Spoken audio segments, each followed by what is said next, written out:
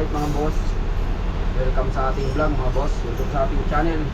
Siyempre mga boss, mag-update tayo ngayon kay Lokbu. So ngayon mga boss, magandang umaga sa inyo lahat. So update tayo ngayon mga boss kay Lokbu. Si Lokbu ay hindi na naman nakabiyahe mga boss, kasi nga na-trouble na naman tayo. So ngayon mga boss, dito tayo ngayon sa shop. Napagawa natin si Lokbu. So kaya ng umaga, bagay sana, kaya naputol yung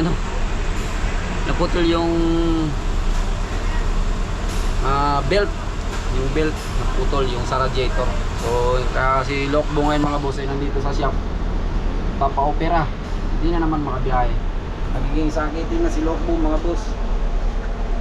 Wala na akong biyahe, yan o. Ang doktor po, log 2. Ang sira ni Lokbu mga boss, ito yung sira. Ito yung maxi brake. Ito, pag hinila ko, apakatigas na. Kasi nga, natuyuan ng grasa. So, natuyuan ng grasa sa loob. Kaya pag hinila ko, patigas. Sakit sa kamay. Pag nirelease mo, minaxi mo, patigas. Pag nirelease mo, patigas. Kaya pinatrouble ko na rin to. Tapos, dun sa likod mga boss, sa likod dyan, yung belt sa likod mga boss, naputol na.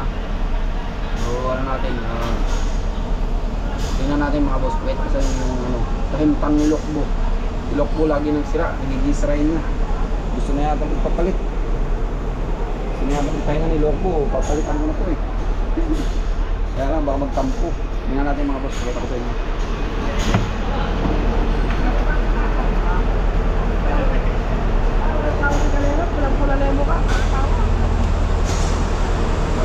Samahin natin.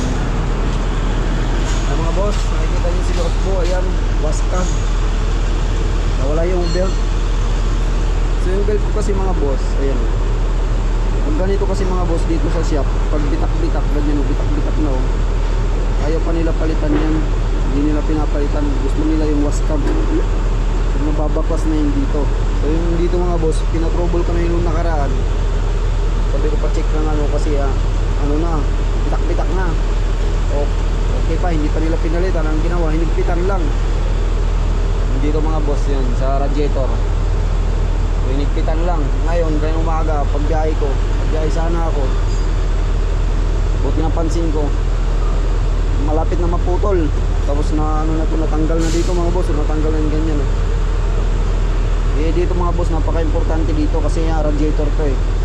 Radiator fan. Pag hindi na ito umikot, pag maputol yung belt dito, hindi na iikot yung fan, mag-overheat.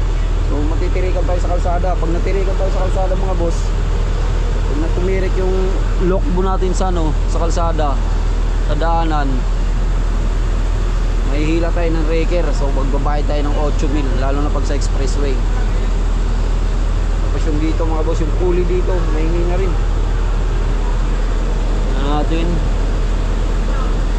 Ulan, itagas. Kaya siguro matagas.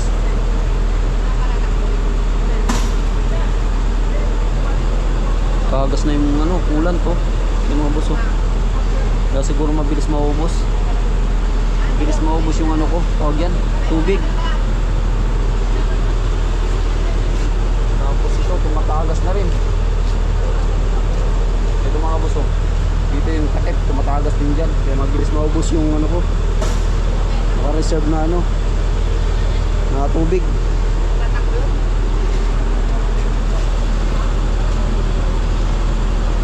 So papalitan mga boss ng ng belt.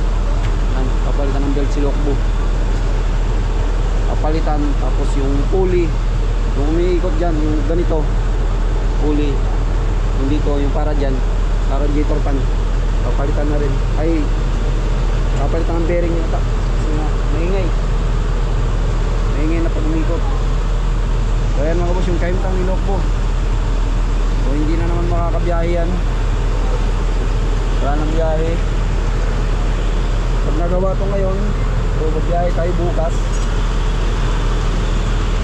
dispatcher, oh. Shout out sa dispatcher, walang biyahe, naglilipat. Kawawa. Kala mo maglalayas, oh. Shout out sa'yo, layas. Maglalayas. Maglalayas. Maglalayas na. Oh, rock service. Ha? Ayan. Trubo ka ba?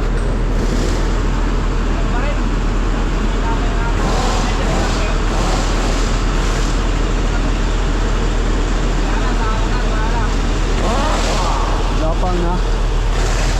Breakdown na talaga yun? Mga akin naputol kanina umaga. Buti. Belt ko ba? Malapit na maputol.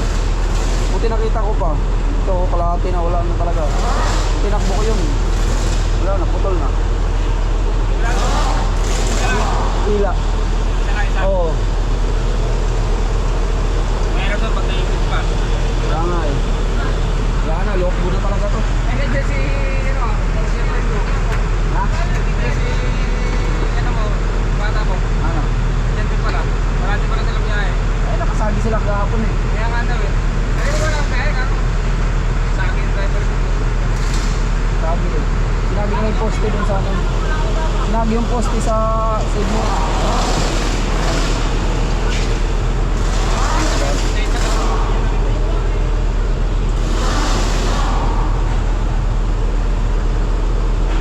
Check natin, tumatagas. Tumatagas na yung langis din, kunti lang. Saan sila? Shout out sa crew na yan. Ayan mga boss, oh. Truck service sila. Full maintenance. Uwi. Gagawin biyahe.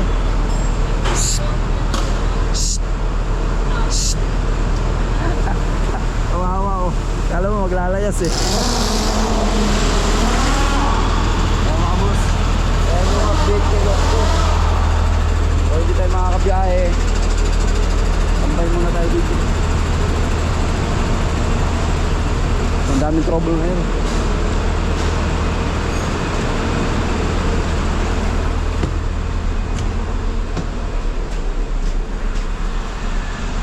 Ay, nako.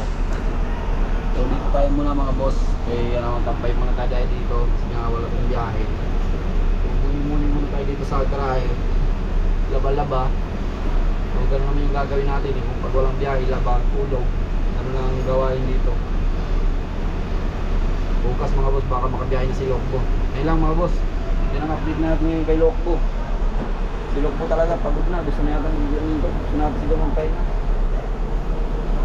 Lutopak na eh. Nagsisira eh.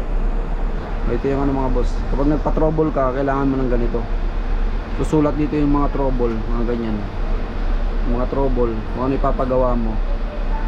Yun, kailangan dito yung sabihin mo. Kasi pag wala yan, hindi gagawin.